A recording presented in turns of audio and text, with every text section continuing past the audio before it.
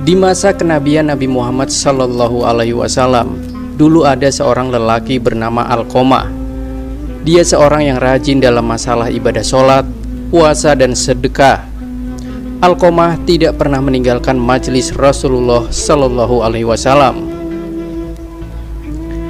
Dia sangat jujur dalam urusan uang dan timbangan.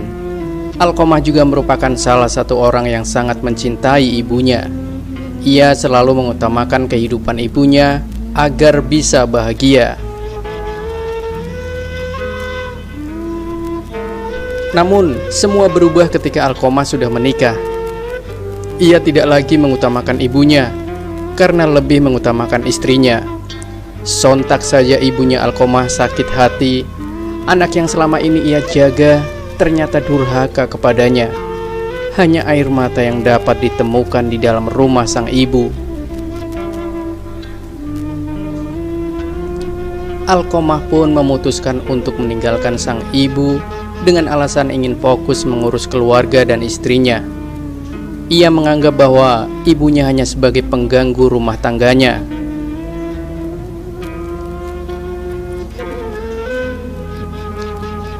"Apakah tidak ada setetes cinta pun di dalam hatimu kepadaku, anakku?"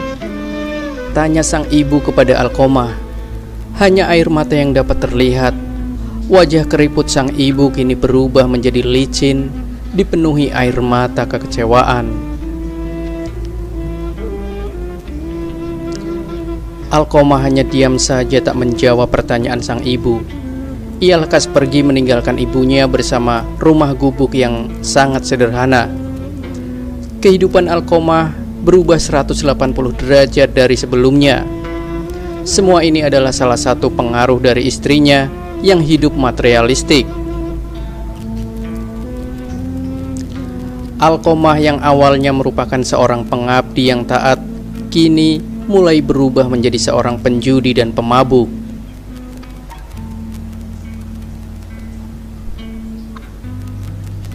Siang dan malamnya kini hanya sibuk dengan urusan dunia, dan di hatinya sudah melupakan apa dan siapa itu ibu.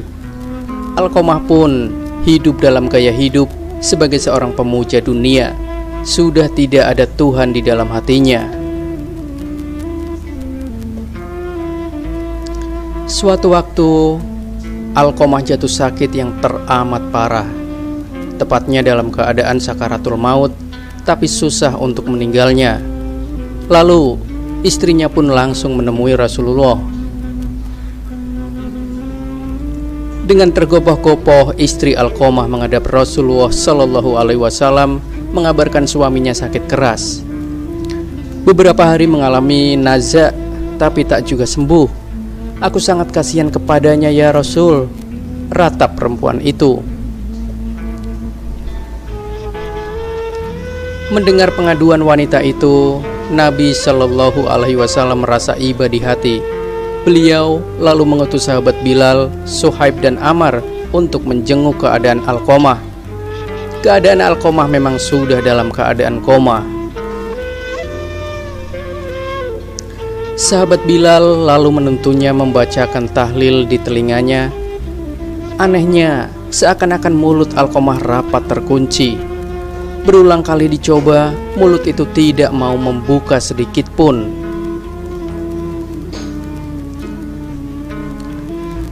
Tiga sahabat itu lalu bergegas kembali untuk melaporkan kepada Rasulullah Shallallahu Alaihi Wasallam tentang keadaan Alqomah. "Sudah kau coba menalkin di telinganya?" tanya Nabi. "Sudah Rasulullah, tetapi mulut itu tidak tetap terbungkam rapat," jawabnya. "Biarlah aku sendiri yang datang ke sana," jawab baginda Rasul. Begitu melihat keadaan Alqomah tergolek di ranjangnya, Nabi bertanya kepada istri Alqomah, "Masih hidupkah kedua orang tuanya?" tanya Nabi. "Masih ya Rasulullah, tetapi tinggal ibunya yang sudah tua renta," jawab istrinya. "Di mana dia tinggal sekarang?" tanya Nabi. "Di rumahnya, tetapi rumahnya jauh dari sini." Tanpa banyak bicara, Rasulullah Shallallahu Alaihi Wasallam lalu mengajak sahabatnya menemui ibu Alqomah, mengabarkan anaknya yang sakit parah. Setelah mendengar cerita dari Nabi, sang ibu diminta untuk memaafkan segala kesalahan anaknya. Namun, hati yang sudah terlanjur disakiti tak bisa menahan lagi perihnya. Sang ibu hanya benci dalam kekecewaan.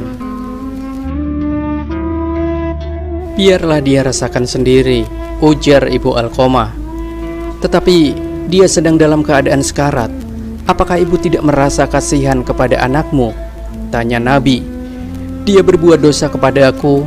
Jawabnya singkat, ya, tetapi maafkanlah dia. Sudah sewajarnya ibu memaafkan dosa anaknya, kata Nabi.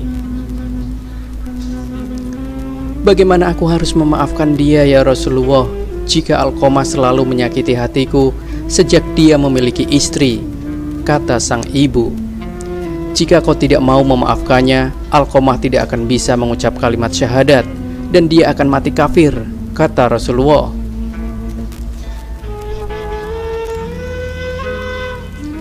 Biarlah dia ke neraka dengan dosanya, jawab ibu itu. Merasa bujukannya tidak berhasil meluluhkan hati ibu itu, Rasulullah lalu mencarikan kiat lain kepada sahabat Bilal. Nabi berkata, "Hai Bilal, kumpulkan kayu bakar sebanyak-banyaknya," perintah Nabi. "Untuk apa kayu bakar itu Rasul?" tanya Bilal keheranan. "Akan kugunakan untuk membakar Alqamah, daripada dia hidup tersiksa seperti itu. Jika dibakar, dia akan lebih cepat mati, dan itu lebih baik karena tak lama menanggung sakit," jawab Rasulullah. Mendengar perkataan Nabi itu, Ibu Alqamah jadi tersentak. Hatinya luluh membayangkan jadinya jika anak lelaki itu dibakar hidup-hidup. Ia menghadap Rasulullah sambil meratap.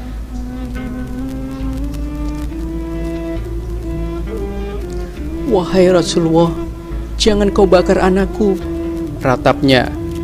Legalah kini hati Rasulullah karena bisa meluluhkan hati seorang ibu yang menaruh dendam kepada anak lelakinya.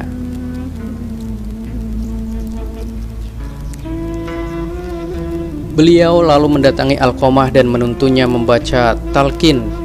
Berbeda dengan sebelumnya, mulut Alqamah lantas bergerak membacakan kalimat zikir, membaca syahadat seperti yang dituntunkan Nabi.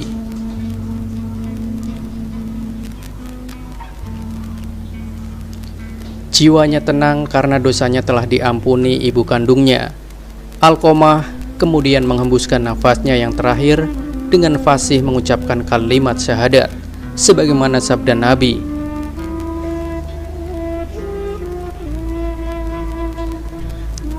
Ridullah fi ridul walidain was suhtullah fi suhtil walidain.